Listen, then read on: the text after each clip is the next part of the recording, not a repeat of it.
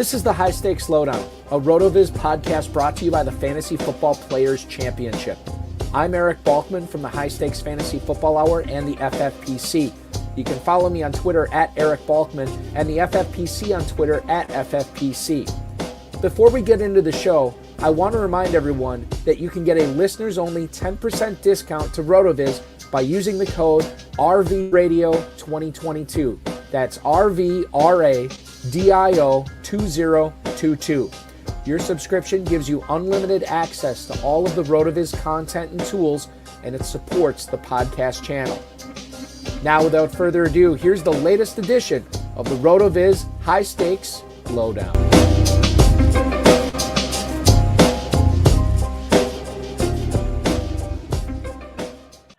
Happy March to all of you watching around the world on the YouTube, on the Twitter, on the Facebook with the FFPC. Welcome into the High Stakes Fantasy Lowdown. This is a production of RotoViz in collaboration with the FFPC. I'm Eric Balkman from the High Stakes Fantasy Football Hour and the FFPC, as well as the High Stakes Fantasy Football Show on the Better Sports Network. Follow me on the X at Eric Balkman and follow the FFPC on the X at FFPC. Before we get into tonight's show, I want to remind everybody that the 2024 FantasyPros Championship is live. If you want to participate in that, please do so now. Remember, if you are paying for your team, registering by June 15th, and drafting your team prior to June 30th, you will get a free $35 FFPC team credit into your account, and you have a chance to win $1 million. What's wrong with that? More than a $6 million prize pool in this as well. So make sure you're registering at myffpc.com. And while you're at myffpc.com, register for those best ball tournaments that we have going on as well. The two tournaments that we have, the Never Too Early Best Ball tournaments, both in the Classic and Superflex format, are going to conclude in a little over a month and a half on April 25th. Best ball slim rules, no kickers, no defenses, 20-round draft, 14-week regular season, single-week elimination for the playoffs from weeks 15 through 17. Drafts are available right now at a 30-second, 60-second, 2-hour, and 6-hour clock.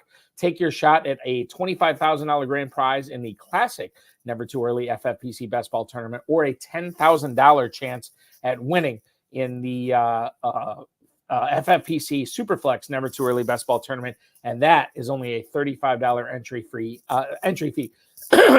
Excuse me. myffpc.com is where to go to pick up some Dynasty orphan teams as well. We have some teams as little as $1 right now as well, so you can compete in 2024 for a bargain basement price and start your Dynasty right now at myffpc.com. Remember to like, subscribe, comment, share, and get notified every time we go live, like tonight, which we're doing in the second episode of Season 9 of the RotoViz High Stakes Lowdown. I am joined tonight by a 12-time FFPC Dynasty League champion. You know him as Pay the Manning in the FFPC. God, I'm getting verklempt tonight just thinking about talking to him. You know him as Pay the Manning in the FFPC. Tonight we will be calling him Greg McClain. He's been on the show before. Please welcome back to the FFPC RotoViz High Stakes Fantasy Football Lowdown. It is the incomparable Pay the Manning, Greg McClain. Greg, welcome in tonight, man. Thanks for hopping aboard. No problem. Thanks for having me, Balky. Good to see you. It's good to see you too. I want to know, just off the top of my head, I don't even know this. Percentage-wise, how many of your teams are Dynasty? How many of your teams are redraft? Is it like half and half? Is it more Dynasty, or like how do you balance it out in the FFPC every year? I've never really tried to balance it. It just kind of goes how it goes. Last year, I prefer Dynasty. The last year, I doubled my Dynasty teams, and then I got smoked. So I cut back a few of them. I sold a few, I don't know, 8 of them or so, 8 or 10. I recently had to buy a new one, or an orphan too, but I do like the redraft. I like them both, but I much prefer Dynasty. So why is that, Greg? Why is Dynasty your more favorite or your preferred method of competition over redraft? Well, the year-long aspect, of course, it keeps you involved. I'm a football freak, so all year long, anything that has to do with it, I enjoy. The draft, the combine, all of that. but also I'm more of a, you can only lose only, I don't know. I'm not a believer in really that I'm going to win the big one. I like to take my chance like everybody else. Somebody wins it, but I much prefer the odds of the dynasty, the 12 team. You don't win as much, but playing for free is the ultimate goal in dynasty. Nobody ever really got rich in dynasty, but you get to do what you like to do for a hobby, and it doesn't hopefully cost you much. How many dynasty leagues did you win this past year? It was like 2, 3? Was it more than I that? think I only won, I think 3 this year, a few places, but not too many out of 45. So let me ask you. So let me ask you this: when it comes down to dynasty versus redraft, I know dynasty, and you'll be the first one to tell me dynasty will make you a better redraft player. But how much attention are you paying towards college football, the NFL scouting combine, so on and so forth? Because you are playing fantasy football essentially every single day of the year. How much attention are you paying to college and everything that went on this past weekend in Indianapolis? I don't, I used to, before fantasy, I used to bet games, under-overs, and spreads. I didn't want to do both because of the conflict. So I switched at some point to fantasy. And then I just, let me see here. Say that again, the question. Okay, so when you're talking about, I know that dynasty makes you a better redraft player, but when it comes down to purely dynasty, are you watching a lot of college football, paying attention to the scouting combine? Like, how much does that factor into your dynasty competition? Right. Sorry, that's where I was going. So I stopped watching college for the most part. I don't have a lot of time. My kids were getting into teenage years and sports and such. So I switched to the fantasy so I could be in the dynasty, so I could be around for the family and the kids and be able to do the hobby, not be so into it and the money not fluctuate. And so I don't pay as much attention to college as I should until about the combine. I hear things and I pretty much have to read and do a lot of research toward the draft season for dynasty, but I don't think I actually agree. I don't do as well in redraft myself because I'm so into dynasty. I think I draft too many young players or too many players with quote unquote upside. I forget that Travis Kelce has far more upside, if you really want to look at it, than a tight end that's a 14th rounder just because you drafted him so late. You get caught up in that with dynasty in the 14th round. You're trying to draft somebody that's going to be Travis Kelce. In redraft, you should be taking Kelce. It makes perfect sense, right? So I want to get into some of the players that you own in dynasty right now. And I want to first focus on the Cincinnati Bengals running back situation. Now, Joe Mixon is under contract with the Bengals right now. However, there's a potential out for him. It would be a little bit less than $3 million in dead cap money. We know this is a deep running back class, but not necessarily a top-heavy one. More on that to come. But Chase Brown is a player that I went after in a lot of my dynasty leagues last year, Greg. And I have him on a lot of my dynasty leagues. Have not cut him, trying to hold on to him because I don't know what the Bengals are going to do at running back this year. If they're going to keep Mixon, if they're going to feature Chase Brown, or if they're going to draft somebody else. Your thoughts on the Bengals running back situation as it pertains to dynasty fantasy football right now? I was wondering when I saw the topic questions, if you were looking at my team specifically. I was a Chase Brown. I have no third-round picks this year because last year I traded as many as I could to draft Chase Brown in last year's rookie draft. So I actually, before I sold my team of these few orphans this year, I had a 90% share of Chase Brown because of his cost. And Mixon's getting old, and we know running backs just die at that age. He did have a good year. I do think he'll stay in Cincinnati ultimately. There's so many good running backs and about the same caliber as him this year. None of them are going to fetch much more than another. So I think a lot of them, best bet is they're going to end up staying where they are. But that being said, I'm not trading Chase Brown for anywhere near where I drafted him last year. I know he's probably not worth a first for most people, but I'm not sure what I'm going to get at the 204, say, this year even, that could replace what he could turn into. They started using him toward the end of last year. He looked great to me. The pass blocking is really important. And I think a lot of fantasy people, that's something when I'm researching players that I look for before my dynasty drafts. I want to know all about them.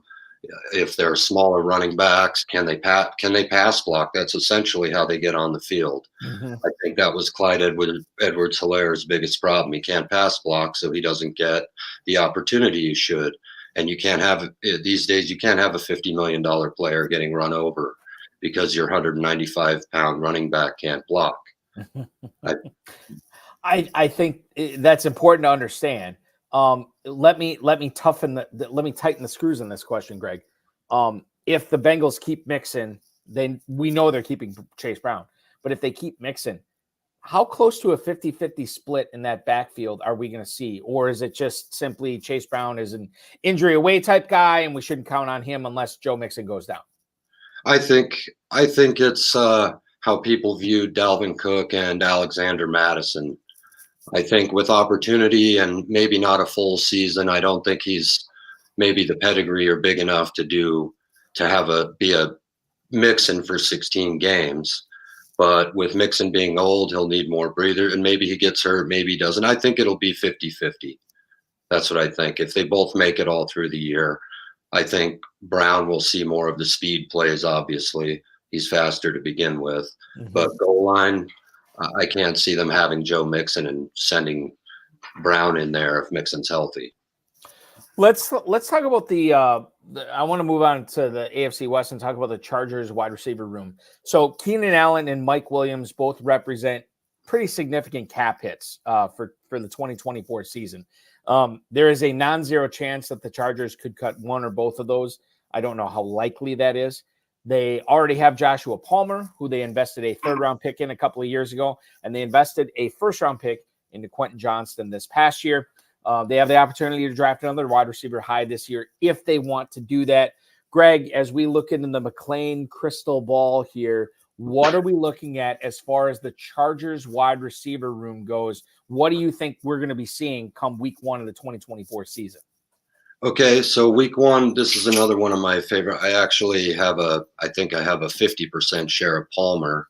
So I wasn't big on Quentin Johnston last year. I got trapped at the 106, 107 and drafted him a time or two. I traded him one of those anyway. I don't have much of him. He looks more like a Corey Davis, Traylon Burks type of thing to me, which is scary. The bigger guys, I like the size, but most of them, I'm much more the 6 foot, 6'1", 200 even, Adams, Hopkins, those Rice, Olave, those sort of guys. So Keenan Allen, I think they'll work it out again. I think they'll figure it out. He'll want to stay there with Harbaugh coming in and the hype, and he's got the quarterback. They're a good enough team. I'm sure Mike Williams will be done. He costs way too much for never playing a full season. And like I said, Palmer played in 10 games last year. He had 6 double digits. He played in 16 games, I believe, the year before and had 8 in double digits. And that was as a wide receiver 3. Most of those times, the times he was in when Keenan Allen and Mike Williams were out, he had several 20-plus, a couple 30-plus games. He's proven he can do it. 6'2", 210, something like that. He's got the speed. I know he had the hamstring injury last year, but a second-year player, a third-year breakout. He's got the quarterback. And if they don't get a tight end, they're going to be running the 3 wide receivers again.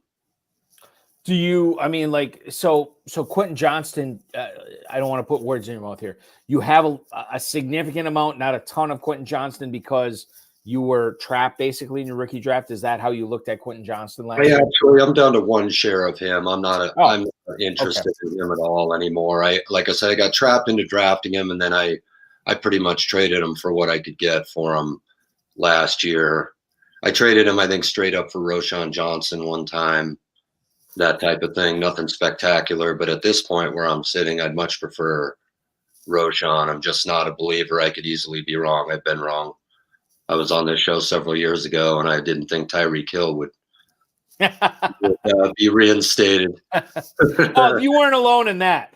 You were not alone in that, Greg. Plenty of people were on that band, myself included. Well, and even weren't the Chiefs kind of on that bandwagon because they drafted McCole Hardman in the exactly. second round of the draft? I was telling people right all over this YouTube show, draft McCole Hardman over Tyreek Hill. You know, right? Exactly. Well, listen, it's hindsight's 2020. What can we do? I want to stay in the same division here, but I want to focus on the receiver group for the Denver Broncos, something I think you know a little bit about. They're going to have a new quarterback this season. They informed Russell Wilson that he will be released, probably designated as a post-June 1st cut. So knowing this and knowing that we don't know what the Broncos' solution is at quarterback for 2024, is this a time to be buying players like Courtland Sutton, Jerry Jeudy, Marvin Mims, so on and so forth, because of the uncertainty? Or is it because of the uncertainty that you're kind of shying away? How do you handle the Broncos pass catchers right now, Mr. McClain? Well, yes, I'm a Bronco fan. I know more about it than I should. I don't agree with anything they do. They don't listen to me. I like Peyton. I kind of like a hard-ass coach. I mean, I think any team in the leagues, if Tomlin became available, you'd fire your coach, and I don't care who it is that day for a guy like that. So I do like the coach, but Sutton was a good receiver. He had a lot of potential. It was wasted with a bunch of bad quarterback play and the mess of the organization. I think he'll end up staying because he's worth less. I think Jeudy, and hopeful Jeudy goes somewhere. I'd hate to see him go, but I don't think he's getting what he's living up to his potential being stuck with the mess in Denver. And because I'm a Bronco fan, of course, I bias draft a little bit. I spent so much capital on Jeudy over the last several years. I can't let him go for what he's probably worth, which is like the 301, right? If you really look at it, he's wide receiver 53 and he played every game. And his quarterback was a quarterback 1. I mean, I'm not happy about how it turned out with Russell Wilson, but he's quarterback 11 last year. So you have Jerry Jeudy, I mean, being wide receiver 53. I don't know if it's Jeudy or not at this point, but I'm holding it. We lost Greg here for a second. We will get him back shortly here. I did not realize this, but we're going into a lot of conversation here with the AFC West wide receivers, and obviously with Russell Wilson dropping or out of the Denver Broncos situation, or at least he will be shortly here. I think it's important to understand what we're doing with these receivers, and Greg has a lot to say about that. Greg, we got you back. Go ahead with keep talking about those receivers, sans Russell Wilson this year.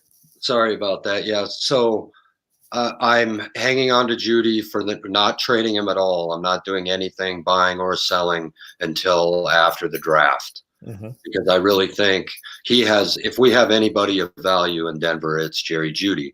And I'm not sure what his value is. I think in the real NFL, he's still valued fairly high from his pedigree, as opposed to where the fantasy players value him. So I think a second-round pick, which Denver doesn't have this year, or using Jeudy to move up from the 12 to try to get McCarthy, who's going to be moving up into the top 10. It looks like now we don't have a shot at him without moving up, and there's going to be a lot of competition for the quarterback. So I think Jeudy, I think you gotta wait. I think he has real value on a different team. Is it the age difference? Is it the draft pedigree? Why do you think Jerry Jeudy is the guy to own in Denver over Courtland Sutton right now? Only because I'm hoping he gets out of Denver and has more value somewhere else. Sutton, I think, will be okay. He'll be a wide receiver 2, wide receiver 3 flex. I think it doesn't matter who throws to him. He's a big guy. He can run routes. He hasn't been all that healthy for that long. And he's 28, 29. I don't know what teams are going to give you anything for him. Mm-hmm. So Yeah, I'm not sure what value Judy has if he stays in Denver. He'll be on my bench if he does.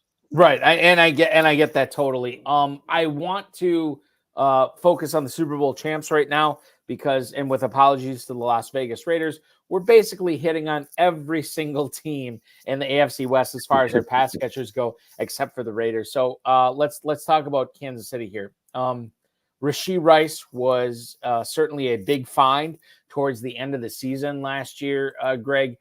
If you look at him as far as Dynasty fantasy football goes, is he a buy right now? Because I know that his value is fairly high. Is he a sell? You want to get down on him before the Kansas City Chiefs do something in free agency or the draft? Or is he simply a hold? Do you want to see what happens? How do you handle Rashee Rice?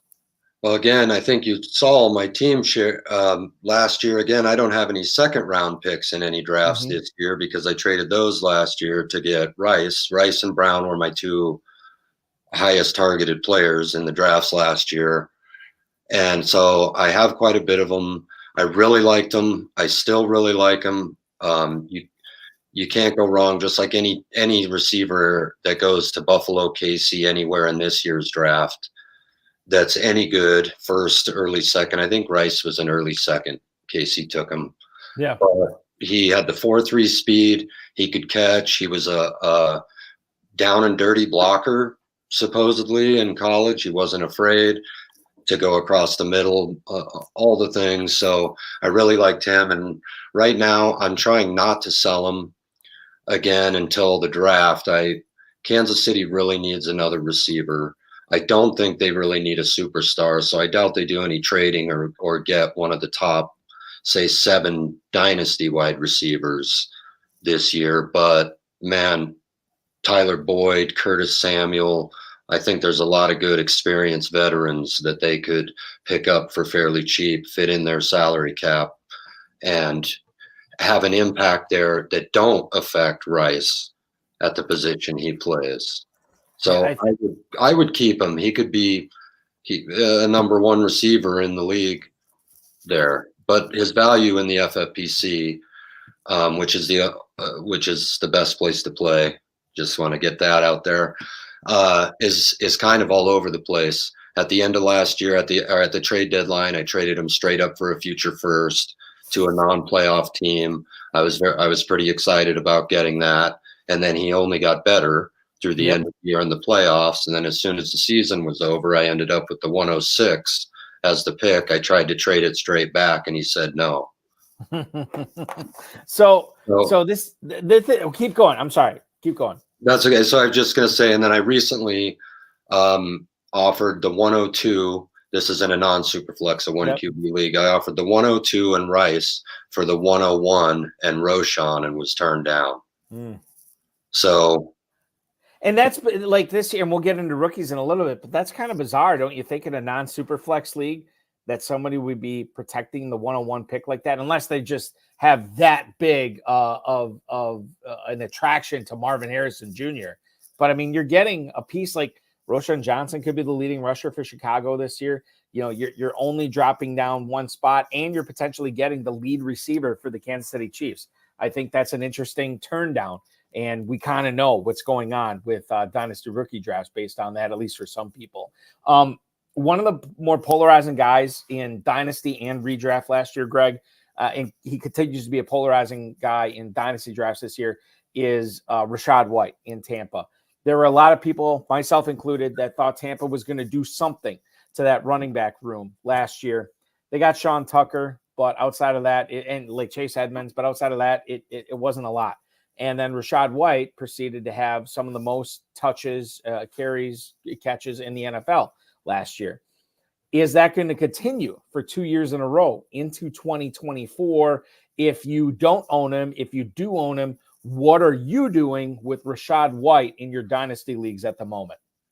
I own a ton of Rachaad White as well. I was really, really into him last year.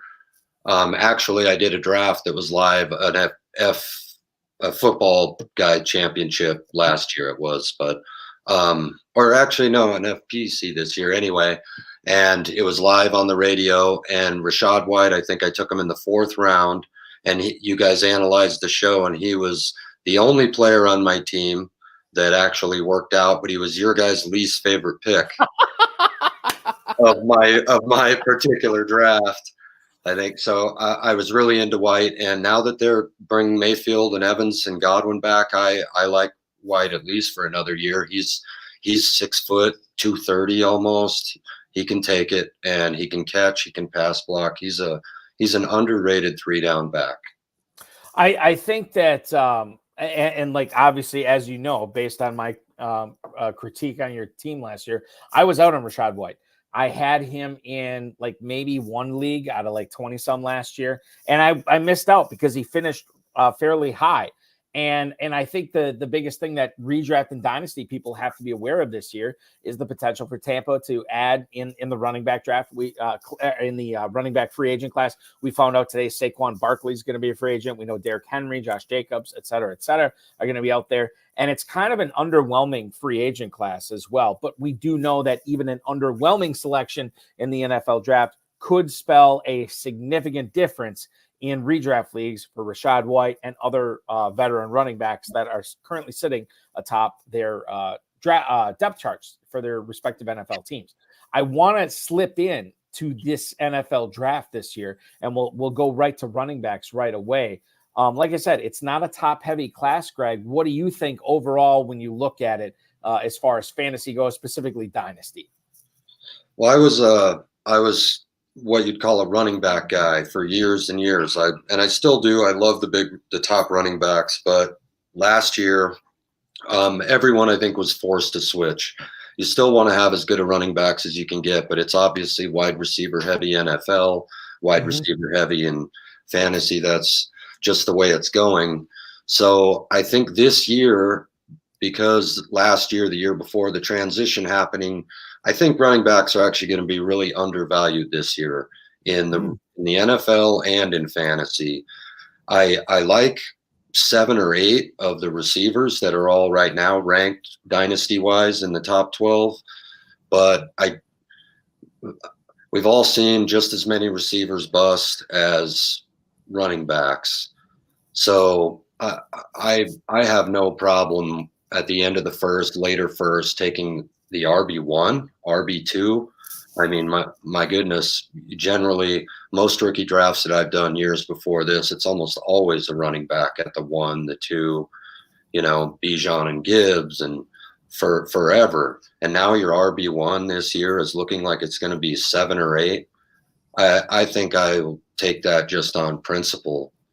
I don't see how it can be, the discrepancy can be that bad. I know no teams are really using bell cows, say, but a good running back still scores fantasy points and makes a difference. Everybody complaining about ETN's usage. I didn't like it as much, but he was running back too. Yeah. I mean, I really think this year the running backs are being slept on. I think Jonathan Taylor, for one, is going to outscore a ton of these receivers. He's being drafted and redrafted in like the mid-3rd, I think. And I just don't understand how that happens. So I'm looking it up right now because I'm kind of curious myself in regards to Jonathan Taylor in the Never Too Early Best Ball Tournament, which you can draft over at myffpc.com. It's a 20 round draft, no kickers, no defenses. Based on the ADP that we have in March, which granted is only a little less than a week old. We do have numerous drafts already, going on or done at this point. Jonathan Taylor, running back 5 at the 202. He's going behind McCaffrey, Hall, Robinson, and Gibbs. He is going ahead of Kyron Williams, Devon Achane, Saquon Barkley, and Travis Etienne. I want to slip back into the rookie receivers here. Before we do, we did get the news today that Saquon Barkley is not going to be franchise tagged by the Giants. Greg, how do you handle this for Dynasty? Are you going after Barkley? Are you staying away from Barkley? Or is this not enough of a piece of news where you can offer some tangible advice on what to do with Saquon Barkley in Dynasty, knowing he's going to the free agent market? I think a guy like Barkley with his age, I'm not all that worried about the injury history. They all get hurt. That's But with his age and length of contract he's going to get 3 years, probably spend 2 somewhere. I'm excited that he's getting out of New York. I'm not sure they can handle what he has to offer still there. So, but I'm not selling him anywhere that I have him because everybody wants him cheaper than I have him valued. But I'm also not gonna. I don't think I'll be buying him because he's more expensive than I want to pay right now in limbo. And once he signs somewhere, the hype. He's just one of those players. His name is gonna increase his value if he goes damn near anywhere. The narrative is going to turn into that he's going to change their team. So I don't see myself being able to buy him. Barkley currently going in the never too early FFPC fantasy football tournament, running back 8 at the 207. You can register at myffpc.com right now and draft him wherever you'd like based on that knowledge. We did have a question from, and I'm going to butcher your name, I'm sorry, Abner Mangiat, who wants to know who we have going first overall this year. I already chimed in on the chat, Greg. For redraft leagues, I still like McCaffrey at the 101. How do you fall in on what you do if you have a redraft league with you having the first overall pick? Yeah, I got to get my thoughts back straight here. When I was talking about Taylor, I've done way too many of the $35, the Superflex, early Superflex. So Taylor, I think, was the third in that. So the 101, I've only done a couple of redrafts that aren't the Superflex. And I took McCaffrey in one, but I'm going out on a limb. I'm taking Jamar Chase. I know T. Higgins is good, but Jordan Addison is better for a 2. I think the Hawkinson will be back probably week 6 or something. I think the target share for Chase is much more available. I think he has a chance to get far more targets than, far more, 20, 30, whatever, but he turns that into a 15 catches. That's a big deal. So I think he has a chance to have more targets, everything, than Jefferson. I love CeeDee Lamb, but Dak is all over the place. It seems. I think he's settling in, but I don't know. And I just think Chase is probably the safest bet for health. His quarterback and him, it'll be their 5th year together, going back to college. Yeah. It's the Rodgers-Adams thing. Close your eyes and throw it to the sideline, and your guy's always there. I really like the Chase Burrow this year. I think that's compelling too, because we should have a full season of health for Burrow, a full season of health from Chase. I mean, obviously anything could happen, but that's what we're looking at going into the 2024 season. I have to ask you about these rookie receivers this year. The first mock draft I saw from NFL Network's Daniel Jeremiah, now granted, this is probably a month old or so right now, Greg, but I saw I can't remember if it was a 2-round or a 3-round mock draft. In the first 2 rounds, he had not 12, not 13, but 14 receivers going off the board in the first 64 picks, which is crazy to me. But then I looked at the receiver talent in this draft. I'm like, okay, I guess I can see how somebody can make a case for it. Do you have any favorites of yours that you're going to be targeting in Dynasty if they go on day 1 or perhaps in round 2 or round 3 on Friday? Yeah, I like almost all of them. I know Keon Coleman. He was one of my sleepers for later on. He's not really a sleeper, but the 4.61 40, fine. He was a 1/10 of a second slower. Mike Evans didn't run faster than that. He's a big guy. He can run the routes. He can do all the things. I still think Keon Coleman's going to be good. He's going to be a good draft pick for me because he's going to drop in the fantasy drafts because of the combine reviews. But I still think he's going to be drafted higher than people think he is by the real NFL teams.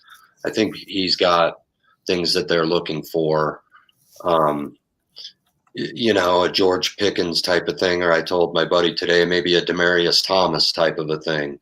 I don't think he was running much faster than 4.6 40, but it just didn't matter when he can just take the ball from you whenever he wants. So, and he's going to be an end of the first. So honestly, I think Keon Coleman, if the Chiefs were going to take a wide receiver, he would be the type they would be looking for. They have Rice at the 4.3 speed. They need a jump ball. They need a bruiser, say somebody that can, get them the first down when they need it, 4 yards away in the middle of the field or 25. I think Coleman would fit good there too. Keon Coleman, as I look at the NFL mock draft database right now, the consensus on all the pundits out there has him in the first round of the 2024 draft. Some ranking him as high as 6th overall, which I think is obviously aggressive. Overall rank coming in at 30th. We see him going 26th to the Buccaneers, 28th to the Bills, 30th to the Ravens, 23rd to the Texans, 32nd to your point to the Chiefs. So he's kind of all over the board at the end of the first round. We'll be interested to see because anybody who gets drafted there, running backs, receivers, tight ends, my ears perk up a little bit because those are good teams that should have good foundations and good quarterback situations that can obviously integrate whatever player that selection is into the NFL a little bit easier than maybe a top 10 or a top 15 pick. Right. That's the reason. Go ahead. I'm sorry, Greg. I was just saying any of those teams, right? I use KC just because that's everybody's dream, right? In the fantasy world. Oh, he'll go to KC. Every free agent's going to Kansas City, every year, all year. Every running back, every receiver, that's where everyone wants him to go. But truthfully, Buffalo, like you say, any of those teams would be a great spot. Houston. But otherwise, the rookie receivers, I'm staying away from the track star, the speed guys. We've all seen that before. And that's the definition of insanity. So I'm definitely not interested in Xavier Worthy. I don't care how fast he runs. I would prefer Mitchell from Texas. Yeah. Getting back to Coleman real quick, and this isn't necessarily Keon Coleman, but I do want to talk briefly at least about the Texans wide receiver situation. So we talked about Keon Coleman, according to NFL mock draft database, going to the Texans at 23 in several of these mock drafts. The Dallas Morning News had Coleman going there. You have the Pacer having the Texans take Keon Coleman there. Korn's Cogitations, Trenton Korn, has Keon Coleman going to the Houston Texans, and Brentley Wiseman from the Draft Network also has Coleman going to the Texans. This isn't necessarily, like I said, a commentary on Coleman going to the Texans. It's commentary on if the Texans do take a receiver on day one or perhaps in round two. What does that mean for guys like Nico Collins and Tank Dell, Greg? Because those guys were the darlings of fantasy football, especially Dynasty fantasy football last year. And now we could see the Texans doing something at the wide receiver position that could upset the apple cart. And if that does happen, like as Dynasty players, we have to allow for the possibility of that. If you have Collins, if you have Dell, or even if you don't have those guys, what's the proper way to take on those players as far as your ownership goes in FFPC Dynasty drafts in 2024? So I do like those guys. Nico Collins, of course, third-year breakout. I mean, the guy was free. He was a $1 waiver player for the first 2 years of his career. Doesn't mean he's not any good. Houston was a mess too. Tank Dell was requested by C.J. Stroud, as I understand it, for after they drafted Stroud. He requested they draft him because they played together, and he's really good. He's a tiny little guy, got his leg broken blocking, but he can play the position. He plays the slot. He's really good at that. Collins and Coleman would be the same type of player, I think. I think Collins is a bigger guy, not a track star, but jump ball and can fight for it, red zone type of target.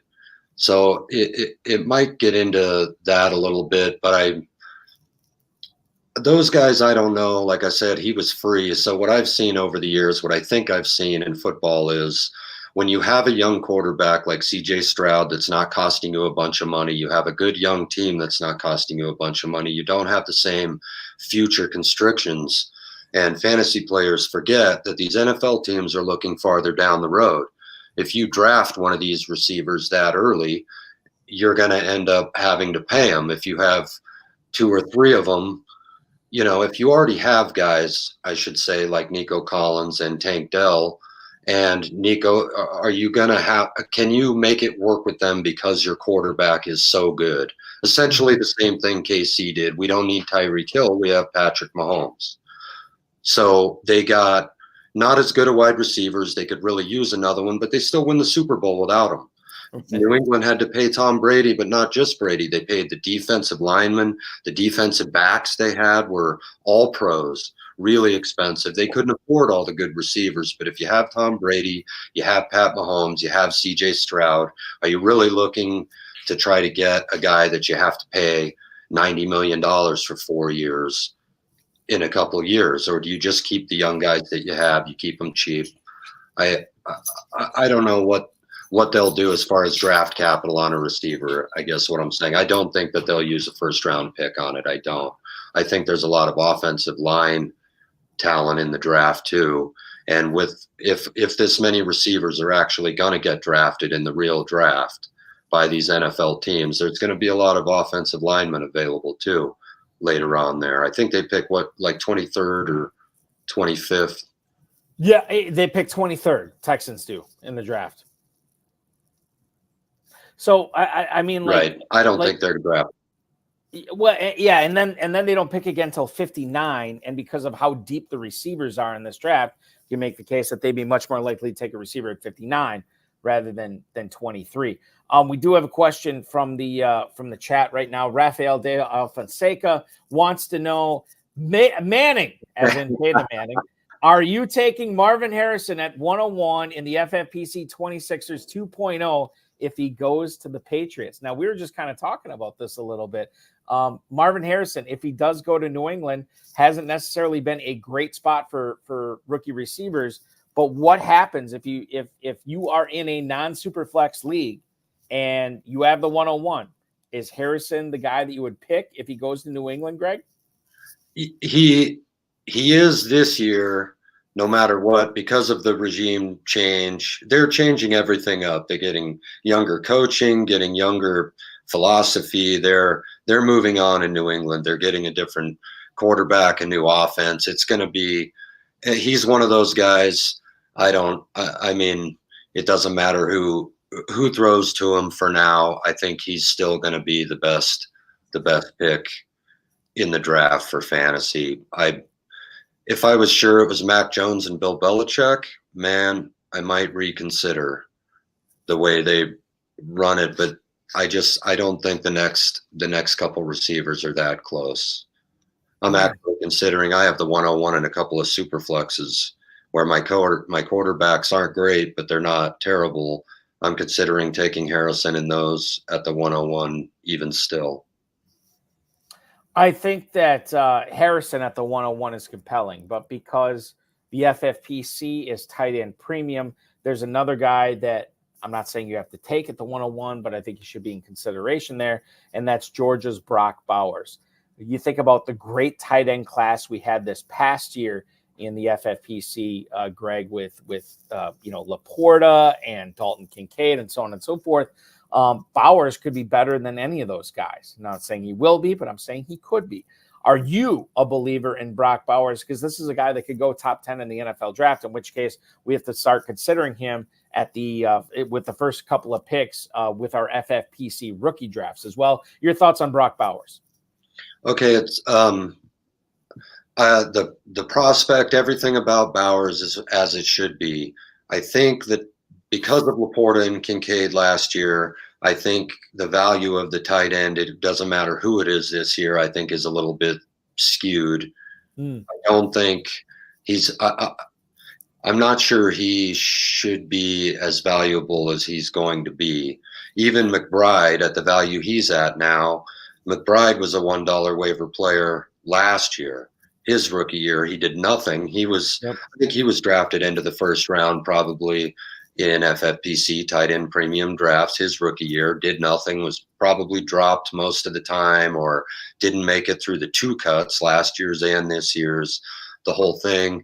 And now he's worth a ton. And because he's young, people are grouping him in as well with Kincaid and with Laporta. It doesn't always work that way to spend the draft capital on young tight ends. I mean, I've been through the Njoku. I've waited 6 years for Njoku to have a 25-point fantasy game, and he was a mid-first round tight end. I just think people lose track. Tight ends take a couple of years, and I read an article a friend sent me earlier about the size of the tight ends. I was never a believer in Irv Smith because he was only 6'2".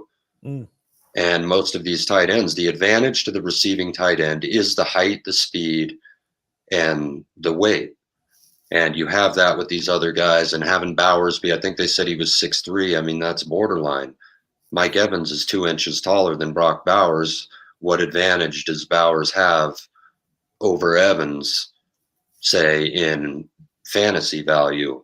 I mean, he might be a good blocker. Is he going to spend more time blocking? I mean, those are the things that concern me about taking Bowers this year, is just because the what have you done for me lately at tight end might be making him shinier than he is. For what it's worth, with your Trey McBride comment, I just looked it up. In rookie drafts in 2022, he was going on average in a tight end premium league as the 207. So he was a mid-second round pick in tight end premium leagues for rookie drafts. So that and which is pretty surprising. So that's another thing we need to understand about not only the 2023 draft, but the 2022 draft, and bring Brock Bowers into perspective. Super talented, but we're not necessarily drafting on talent. We're drafting on fantasy production. And I think that's going to be a key here going forward. I want to touch on the quarterbacks here as we sort of hit the home stretch here, Greg. Caleb Williams, is he your top quarterback pick in Superflex leagues? I know there are people out there that would say they actually like Drake May or perhaps Jaden Daniels a little bit better. We touched on JJ McCarthy as well. Your number one quarterback and sort of how your quarterbacks fall in behind that in a pre-draft sense, since these guys won't be drafted for about another month and a half plus. Okay, Caleb Williams is my number one quarterback. Yes, he had all the numbers, everything points to him being the most sure thing. Again, I don't pay as much attention to college as I probably should, being a dynasty player. I've never played Devy or anything either, but Jaden Daniels, I hardly knew who he was until he won the Heisman Trophy this year. Right. I had no idea he was so good. He was even in the running for the Heisman Trophy. I thought it would be May, and I've been hearing about May for years, even though he's from I don't know if you call it a non-football school or they're a basketball school. North Carolina. Yeah, absolutely. Right. The basketball school. Their football program has always been, lower end of the D1 type of thing. They have good players. I don't want to say anything bad about North Carolina, but their football program is just not the same. But I'd heard of Drake May, so I had no idea about Daniels, and he's at a big school like LSU. I don't know about Daniels. Caleb Williams is my number one, but I think people sleeping on Drake May might be making a mistake, and I think we'll find that out in the real NFL. We saw it last year. Houston made the mistake of pissing off their coach before the final game of the season. He won the game on purpose, thought he got him, put him in the 2 spot. They end up with Stroud over Young, and man, it's not even close. Right. So yeah. I think they're close enough. I think May is the most pro ready from things I've seen and heard. I think Williams probably has more room. He needs to grow, possibly as a leader and mentally. It sounds to me like Drake May could start day one, run an offense, and not be afraid of upsetting anybody out there. We are basically still like 7 weeks out until the NFL draft. Greg, if I asked you right now how many quarterbacks go in the top 10 of the draft, would you say 4, or is that too aggressive? I would say 4. I think McCarthy did enough at the combine. I think he put himself in there. And, quarterback, my Broncos did it forever. We finish 8-8 for 15 straight years and still try to draft a quarterback at like the 15 or 18. Taking Osweiler and all these, you still got to try. So I still think Nix and Penix will be first-round picks. I think there'll be teams interested in making trades to move up in the top 25 even to get one, if not both of those guys. I mean, Knicks isn't going to make it further than the 5th pick of the 2nd round, I doubt, if even that. So I really think 5-6 quarterbacks it's going to be close this year. I'm with you on Knicks. Penix, I'm still a little concerned about. The dude has got some jacked up shoulders and knees, and I don't know how much. I guess it only takes one team, right, to say, to hell with it. We believe in this guy going forward. And then they draft him. But like for me, it's just like, my goodness, am I going to draft a quarterback that high? Granted, I saw what he could do this past year and the past few years in Washington and Indiana. But with all those injuries and the fact that he's a little bit older, I don't know. Penix, I think, is a borderline guy between the 1st and the 2nd round. But to your point, if he went in the 1st, I wouldn't be surprised. John Elway played 13 seasons with no left ACL. So That's a great point. That was John Elway, But Target Spears, everybody loves him. He's got no ACL. No ACL. That's right. So let me, as long as you bring Tyjae Spears up, Derrick Henry's a free agent. Tennessee's probably going to do something with that backfield. But Tyjae Spears in Dynasty right now, Greg, if you're trading for him, are you overpaying for him based on the uncertainty right now? I'm not really buying Spears. I like him all right, but everybody wants too much for him. And I'm, like you said, I'm pretty confident they're going to get somebody else. He's not big enough or probably talented enough to be a 3-down back. I mean, who is really anymore? But anyway, I think they'll get somebody else. I'm more excited to see Derrick Henry in like Baltimore. Ooh, yeah. Yeah, Baltimore would be fun for sure. Yeah. We're running out of time, but I do want to ask you one more question, and I'll let you take this whichever way you want to go. A player you're trying to get on a lot of your dynasty teams. This could be a rookie, it could be a veteran, as well as a player that maybe you have on a lot of your dynasty teams and you're trying to unload, or a player that you don't have on many of your dynasty teams, if any, that you're still staying away from, Greg. I'll be flat out dropping J.K. Dobbins on 35 teams. It looks like that was a wasted 4 years. Mm-hmm. I'm trying. I like Jerome Ford. I'll give that away. Everybody knows, I guess, since I've been sending offers. I really would like to get Jerome Ford. I don't know that Nick Chubb's gonna be back in Cleveland. If he is, I don't know where he'll be coming off of his 3rd major injury. He tore his ACL twice in college. Yep. And now coming off another major injury at 28, 29. He's been really good.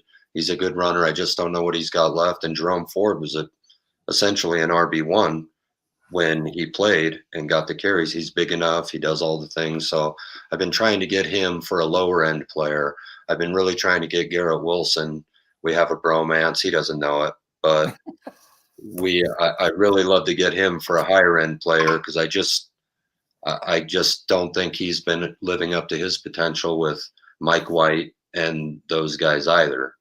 So I think as soon as Aaron Rodgers plays a few games with Garrett Wilson, I think people are really going to see how that works. And then for the rookies, I guess like I said, I'm staying away from Worthy. I think it was the Guru this morning. I was listening to his show on Sirius, and I think they had the list of all of the top 40-yard dash runners. And, man, he had a list of 10 or 12 names. I've only heard of John Ross, and he did nothing. I mean, the whole list was people you have never heard of playing in the NFL. I saw the same list, and I recognized Ross. The only other guy I recognized on that list, if I'm remembering correctly, was Dree Archer, who I think was like Kent State or something like that. Was like a running back, like a scat back, running back, wide receiver. And people were excited about his speed, and then whatever happened in the NFL, Greg, nothing. So like that's the thing we got to understand. And Worthy, I mean, like there's a non-zero chance that dude gets into the 1st round based on this speed, which to me is crazy. Right. Tyreek Hill is a freak. Everybody trying to get Tyreek Hill is mistaken. Mm-hmm. That just, I don't think that's going to happen again. I mean, Flowers isn't that big a guy, and he's really talented, but he's not Tyreek Hill. I'm just not into those guys. I'm staying away from it. I think that the important thing, and as Rubio reminds us, like Henry Ruggs was a speed demon too, and look what happened with him out of the NFL right now. Obviously, off the field stuff contributing to that, but we always hear about double counting. Where you see a guy and you're excited about the immeasurables, you're excited about the athleticism, and then when that guy goes out and does what he's supposed to do at the combine, you don't want to double count that, right? Like, oh my goodness, I thought he was this athletic. Now I've seen he's this athletic. Now I got to move him that much further up my draft board. No. You already had him on your draft board from where he was for his athleticism. Don't double count the athleticism, which I think is an important thing to know. Greg, wow, what a pleasure. This hour has flown by. We will continue to root for you in the FFPC Dynasty League's main event, Fantasy Pros Championship, everything that you're participating in this year.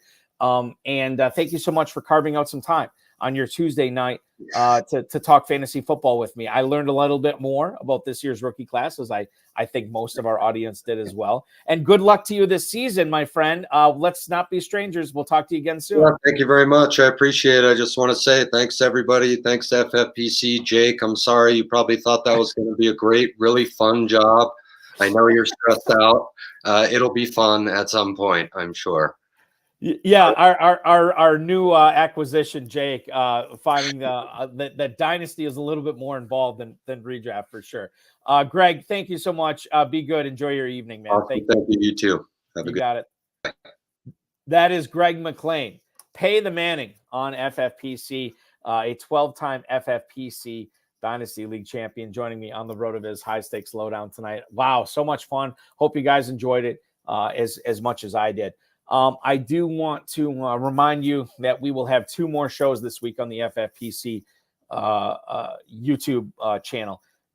Thursday night, the Better Sports Network High Stakes Fantasy Football Show live at 7 p.m. for 2 full hours. Dynasty Trades in 5, Destination Debbie content manager Scott Connor, who has won a boatload of stuff in the FFPC. He's going to talk our ears off about this year's rookie class at 7 p.m. Eastern time Thursday night. Don't miss it on all the FFPC socials. Then Friday night, we will have Eric Hove on. Eric Hove was a top 10 finisher in the FFPC Superflex Never Too Early Best Ball Tournament last year. We're going to pick his brain on what worked out for him last year and hopefully what's going to be working out for him this year as well. That's at 10 o'clock Friday night, right here on the FFPC YouTube channel, myself and Farrell Elliott co-hosting that show. Want to remind everybody that we will be live again Tuesday, April 2nd on the RotoViz High-Stakes Lowdown. It's going to be a lot of fun. If you like Dynasty, you're going to love Stu Keen. Stu Keen has been a guest on the High-Stakes Fantasy Football Hour before. He is he's another 26er like Greg McClain, and we'll get his thoughts on this year's rookie class and what he is doing in Dynasty. Again, Tuesday, April 2nd, 10 p.m. Eastern time, right here. We will have Stu Keen as our next episode. Go to myffpc.com to play the Never Too Early Best Ball tournaments. They're going to run all the way through the NFL draft, conclude on April 25th. Best Ball slim rules, no kickers, no defenses, 20-round draft, 14-week regular season, single-week elimination and playoffs from weeks 15 through 17. Drafts available with a 30-second, 60-second, 2-hour, and 6-hour clocks. Go take your shot at either a $25,000 grand prize or a $10,000 grand prize at myffpc.com. Again, these drafts are going to stop at the end of next month, April 25th. So your time's already running out. Make sure you're getting in on that. And who knows, cash a 5-figure grand prize prior to April 25th. I want to remind you about the Dynasty Orphans that are available at myffpc.com, myffpc.com, some as low as $1. You can pick those up there, and you can dominate fantasy football 365 days a year like Greg McClain is. They're a lot of fun. $100 level, $250, $500, $750, $1,250 levels and on up. Remember, we have had Dynasty Fantasy Football for over 10 years with the FFPC. Never had one Dynasty League fold. It's been fantastic. It is the place to play Dynasty. And, of course, the Fantasy Pros Championship. Drafts are going off each and every day in that, both live and slow, a $1 million grand prize. That's right. As I stand here on March 5th, 2024, you can win a $1 million grand prize with the team you draft today in the FFPC. Go to myffpc.com, myffpc.com to take advantage now. I want to remind you to like this video, subscribe to the channel, comment on it, and of course, share the video with all your friends and enemies so we can make sure that we continue to get great guests like Greg McClain going forward. Get notified every time we go live by clicking on that notification bell as well. Thank you so much. As a reminder, RotoViz High-Stakes Lowdown, next episode, April 2nd, 10 p.m., Stu Keen and myself. But the FFPC YouTube channel goes live again, 7 p.m. Eastern Time this Thursday with Scott Connor from Dynasty Trades in 5 and Destination my goodness, it's time for me to go to bed. Destination Devy. Scott Connor, one of the best guys playing fantasy football right now, redraft and Dynasty, and we will get to pick his brain for 120 minutes right here, 7 o'clock p.m. on Thursday night. Thanks so much for watching, everybody. We will talk with you again on Thursday.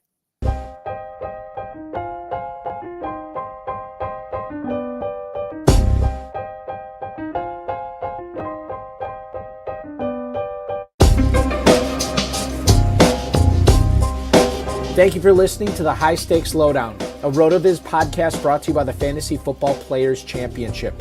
And thanks to Grapes for our theme music. Please review the podcast on iTunes under the RotoViz radio feed. It helps us find new listeners. Contact us via email, rotovizradio@gmail.com. We'd love to hear what you think, and follow us on Twitter @RotoVizRadio. And remember, you can always support the show by subscribing to RotoViz at a 10% discount through the NFL podcast homepage, rotoviz.com/podcast.